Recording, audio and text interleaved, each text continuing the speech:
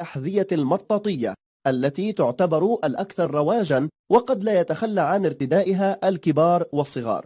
هل لاحظت عند شرائك هذا النوع من الأحذية تلك الرائحة النفاذة؟ وهل سألت نفسك يوما ما سبب هذه الرائحة؟ وهل تمنح هذه الأحذية راحة للقدم أم أنها تسبب أضرارا فادحة؟